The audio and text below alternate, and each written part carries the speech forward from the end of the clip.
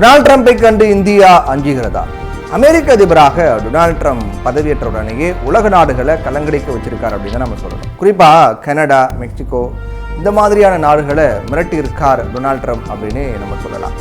அதாவது பதவி ஏற்கிறதுக்கு முன்னரே கனடா அமெரிக்காவின் ஒரு மாநிலமாக, ஒரு மாகாணமாக இணையணும் அப்படின்னு சொல்லி கனடாவின் கடும் கண்டனத்தை பெற்றார் டொனால்ட் ட்ரம்ப். கனடா இணையில அப்படின்னா, அமெரிக்காவோட ஒரு மாகாணமாக கனடா இணையில அப்படின்னா அங்கிருந்து இறக்குமதி பண்ணக்கூடிய பொருட்களுக்கு 25 விழுக்காடு வரி விதிக்கப்படும் அப்படின்னு மிரட்டினார் டொனால்ட் ட்ரம்ப். பகிரங்கமாகவே மிரட்டினார். இப்போ பதவியேற்ற பிறகு இறக்குமதி செய்யப்படக்கூடிய பொருட்களுக்கு கடுமையான வரி விதிக்க போவதாகவும் சொல்லியிருக்காரு. பதவியேற்கிறதுக்கு முன்னாடியே சொல்லியிருந்தாரு. இப்பவும் அதே நிலைப்பாட்டில் உறுதியாக இருக்கார் டொனால்ட் ட்ரம்ப். அமெரிக்காவை பணக்கார நாடாக மாற்றப் போவதாகவும் தெரிவித்திருக்காரு. இந்த அறிவிப்பு இந்தியா உள்ளிட்ட நாடுகளும் கூட ஆபத்தாகவே முடியும் அப்படிங்கிற மாதிரி ஒரு நிலை தான் இருக்குது. டொனால்ட் ட்ரம்பினுடைய இந்த வரி, அது போன்று குடியுரிமை வழங்கக்கூடிய முடிவு, இது எல்லாத்துமே ஒரு பெரிய பாதிப்பு ஏற்படுத்தும் அப்படிங்கிற மாதிரி தான் இருக்குது. இப்போ முதல் கட்டமாக கனடா ட்ரம்பை கடுமையாக எச்சரித்திருக்கிறது. அமெரிக்காவின் எரிபொருளை நம்பி நாங்கள் கிடையாது, கனடாவினுடைய எரிபொருளை நம்பி தான் அமெரிக்கா இருக்குது.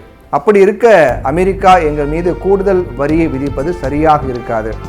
அப்படி விதிக்கக்கூடிய பட்சத்தில் கனடாவினுடைய எரிபொருளை அவங்க வாங்க முடியாது.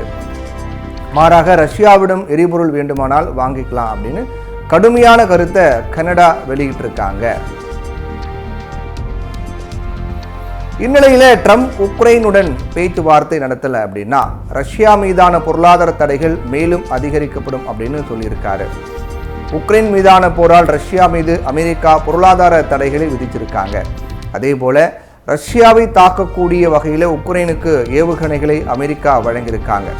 அதே போல சீனாவுடன் தற்போது டிக்டாக் விவகாரத்தில் மோதல் ஏற்பட்டிருக்கிறது.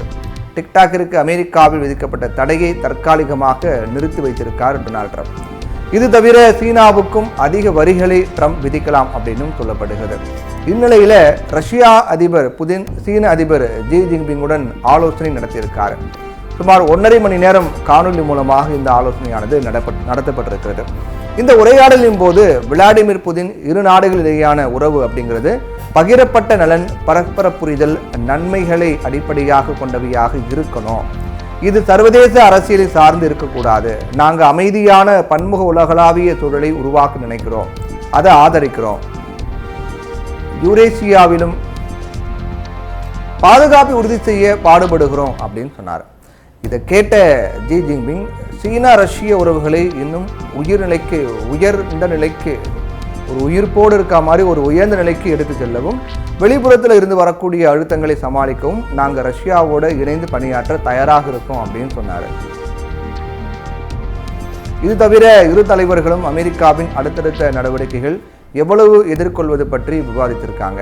இது பற்றி விளாடிமிர் புதின் வெளியுறவுத்துறை ஆலோசகர் பேசும்போது, புதின் ஜி ஜின்பிங் இடையான பேச்சுவார்த்தை அப்படிங்கிறது முன்கூட்டியே திட்டமிட்ட ஒன்று தான்.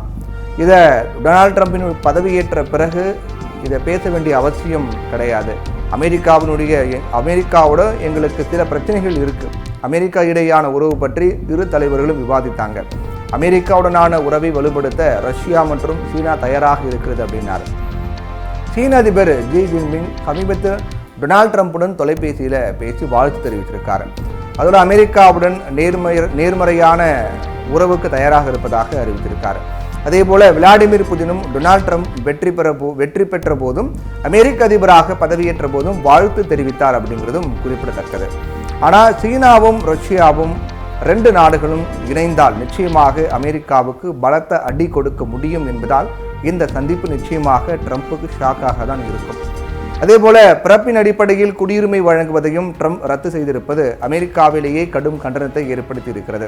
22 மாகாணங்களில் இந்த அறிவிப்பு எதிர்த்து வழக்கு தொடரப்பட்டிருக்கிறது.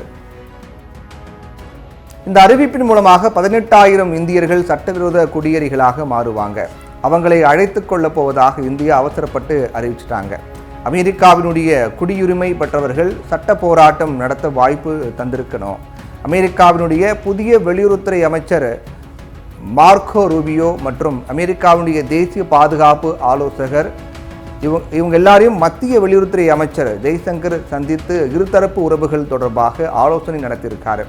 அப்போது இந்த பிரச்சனையை அவர் கிளப்பி தீர்வு காண முயற்சித்திருக்கணும். 18,000 பேர் திடீர்னு இந்தியாவுக்கு திரும்பினால் அவர்கள் நிலை என்ன என்பதை மத்திய அரசு கருதி செயல்பட வேண்டும். அமெரிக்காவில் H1B மற்றும் மாணவர் நுழைவு இசைவு அதாவது விசா, அதன் மூலமாக சட்டப்படி இந்தியர்கள் தங்கும் முறையை ட்ரம்ப் நிர்வாகம் பாதுகாக்கும் என்று மத்திய அரசு எதிர்பார்ப்பதாக தெரிவிக்கப்பட்டிருக்கிறது. இது ஒரு பேரமா அப்படிங்கிற கேள்வியும் எழுகிறது. அமெரிக்காவை ஒரு குடியேற்ற நாடுதான், செவ்விந்தியர்கள் மட்டுமே அங்கு பூர்வீக குடிமக்களா? அப்படி பார்த்தா ட்ரம்ப் கூட ஒரு விதத்தில் குடியேறியவர் தான். அதனால் இந்த பிரச்சனையை மத்திய அரசு உரிய முறையில் அணுகி தீர்வு காண முயற்சிக்க வேண்டுமே தவிர பொறுப்பை தட்டி கழிக்கக்கூடாது.